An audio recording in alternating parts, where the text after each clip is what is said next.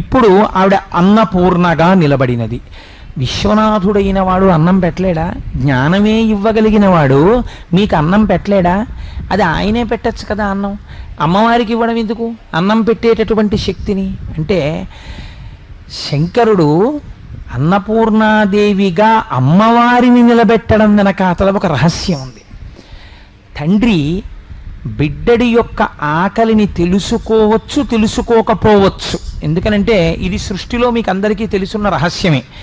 తండ్రి సాధారణంగా ఏదో పనిలో ఉంటాడు, ఎవరో ఇంటికి వస్తారు, వాళ్ళతో ఏదో మాట్లాడుతుంటాడు, వాళ్ళు వెళ్ళిపోతారు, ఇంకోళ్ళు వస్తారు, వాళ్ళు వెళ్ళిపోతారు, ఇంకోళ్ళు వస్తారు, మాట్లాడుతుంటాడు. 9 అయిపోతుంది, 9:15 అయిపోతుంది. అమ్మ ఆకలేసేస్తోందమ్మా, ఆకలేసేస్తోందమ్మా అంటాడు పిల్లాడు. అమ్మకి తెలుసు. ఆవిడ నిశ్శబ్దంగా లోపలికి వెళ్ళి నువ్వు తినేసి అని గబగబా కంచంలో పెట్టి పిల్లాడికి పెట్టేస్తుంది. అదే తండ్రిని నమ్ముకున్నాడు అనుకోండి, వాడికి రాత్రి 10 అయినా అన్నం ఉండదు. ఎందుకని నేను ఒక యథార్థాన్ని మీకు